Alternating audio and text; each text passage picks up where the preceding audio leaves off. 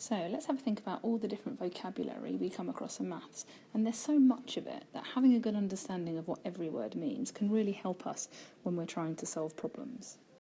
So let's think about all the vocabulary that surrounds this symbol. Now we know this is the addition symbol, so let's write that down. And then we also have add and plus. We also have sum, more, and altogether. Another word that people often forget is total. And another word that comes up in word problems is increase. And then a couple of sentences you might see could be how much more or how many more. So let's look at all of those again. All the vocabulary associated with addition. How much more, addition, add, plus, how many more, sum, more, altogether, total, increase. Right, have a really good look at all of those words, and then I'm going to clear the screen and you can pause the video and see how many you can remember. So have a last look, read through all of them together, and then pause the video. So how many did you remember? Let's have a look back at all the vocabulary associated with addition. How many did you remember? Okay, let's move on to our next symbol, which is the subtraction symbol. Let's think of a few more. We could say minus and take away. We could also say difference or decrease. We can also use the words less than or fewer than. Another word that also comes up in word problems is reduce. And we might see the phrases how many less or how much less is.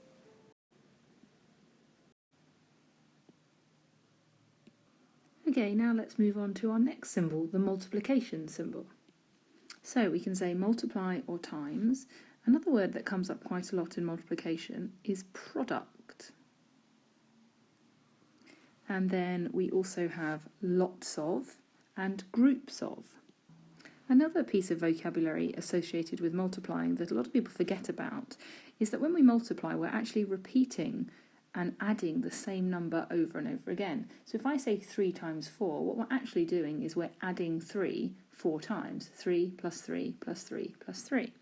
So one of the bits of vocabulary that's associated with multiplication is repeated addition. So let's go through those again. We've got multiply, times, product, lots of, groups of, and repeated addition. Remind yourself of those pieces of vocabulary again, and then pause the video and see how many you can remember. Now let's move on to division. So we can use the words division, divide, and share. We also have divisible by and divided into. And we also have share equally. Phrases you might also hear when talking about division are how many are left over and how many go into. You may also hear the word remainder, which are whatever's left over after you've divided. Another word to do with division, although not as common, is quotient. And quotient actually means the answer after you've divided. Okay, so let's look through those words again. We have divisible by, division, divide, share, share equally, divided into, how many left over, how many go into, and remainder and quotient. So have a pause of the video now and let's see how many you can remember. How did you do? Did you remember all the words to do with division? If you can remember all the different vocabulary associated with the different signs in maths, you'll find it a lot easier when you come across different problem-solving questions. So a good way to practice is to grab yourself a piece of paper and make a little mind map for each one to remind yourself of all the words and to keep a record of them as well. I hope you've enjoyed our video on maths vocabulary.